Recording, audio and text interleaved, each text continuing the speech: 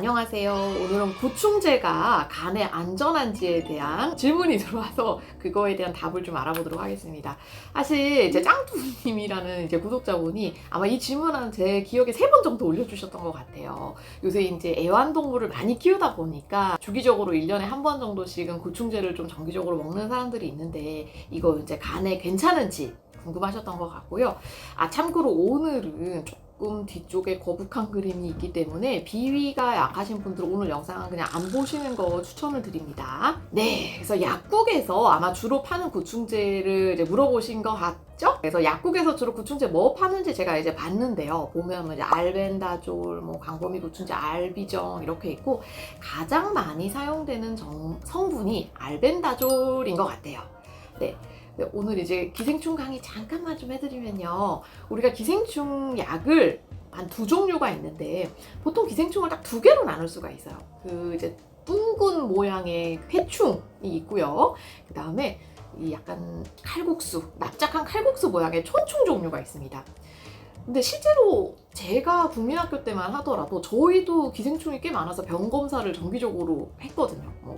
학교에서 이렇게 병봉투 같은 거 나눠주면은 집에서 젓가락으로 병 같은 거 이렇게 담아가지고 막 내고 이런 적이 있었는데 요새는 아마 거의 없는 것 같긴 하지만 어쨌든 그래서 2종류로 좀 나뉩니다. 이런 둥근 회충 모양과 납작하고 긴 촌충 모양으로 나뉘는데 이 알벤다졸이라는 거는 회충 종류 그렇게 둥근 모양에 조금 더 도움이 되고 저런 칼국수 모양의 이제 촌충 같은 거는 프라지컨텔이라고 하는 약을 써야 됩니다. 근데 알벤다졸은 우리가 일반의약품이라서 지금 보면 그냥 약국에서도 처방이 가능하고요. 프라지컨텔은 전문의약품이라서 이거는 이제 의사를 만나서 처방전을 받아야만 받을 수 있는 약이라고 생각하시면 되겠어요. 자, 그럼 알벤다졸이 간에 괜찮은지 먼저 보면 이 리버톡스 사이트에서 보면 의외로 알벤다졸을 먹고 많은 사람들이 간 수치가 좀 오른다고는 합니다. 대략 50% 정도. 실제로 저도 알벤다졸 드시고 입원까지 경험했던 환자가 좀 있기는 있었어요. 근데 이 알벤다졸 때문에 간 수치 올랐던 거는 대부분의 경우에는 알벤다졸을 끊게 되면 그냥 호전이 돼서 좋아지게 되는 경우가 훨씬 더 많게 되고 이 알벤다졸 먹고 간 수치 오르는 시점이 약 먹고 며칠 안 돼서 바로 오르기도 하지만 먹고 2달 있다가부터 뜬금없이 오르는 경우도 좀 있어요. 우리가 보통 그 기생충 약을 3일간 먹는 요법이 일반인들한테 제일 많은데 간 포충증이라고 이렇게 되게 오랫동안 약 먹어야 되는 질병들도 있거든요. 이제 그런 질환의 경우에는 몇 달 있다가 간 수치가 또 오르기도 한다 얘기를 하고요. 간혹 이 기생충 약 때문에 간이 안 좋아질 때 알레르기 증상, 이렇게 피부 발진이 생긴다든지 열이 생긴다든지 이런 경우도 있기는 한데 흔하지는 않다고 합니다. 그리고 되게 드물기는 하지만 이 알벤다졸 때문에 간이 안 좋아져서 우리가 간 부전이라든지 간 이식까지 갔던 그런 증례 보고 케이스 리포트도 분명히 있기는 있어요. 근데 이게 문제는 예측을 할 수 없다. 네. 어떤 사람이 알벤다졸을 먹었을 때 조금 더 간이 안 좋아질 거다를 예측을 할 수 없다는 게 좀 문제긴 합니다. 그래서 결론적으로 알벤다졸의 간의 안정성에 대한 지표는 likelihood score가 B예요.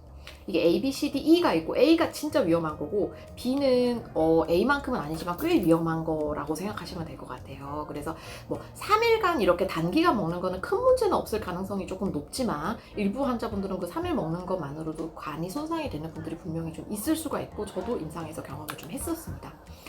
그래서 알벤다졸을 아까 얘기 드렸던 이제 길게 먹어야 되는 사람들, 간포충증 이거 우리나라는 많이 없고 이제 동남아 사람들이 많이 있는데 어쨌든 우리나라도 이 질병이 조금 늘어나고 있습니다만 그런 분들은 약은 먹어야 되는데 약 먹고 간이 안 좋아졌으면 또 먹어도 되냐?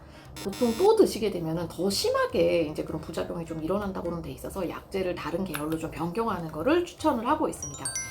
그리고 이 논문을 이제 찾아보면 아까 그 알벤다졸 오래 먹다가 간 이식까지 갔던 이제 임상 증례가 2018년에도 보고돼 있었고 이런 경우가 되게 많아요.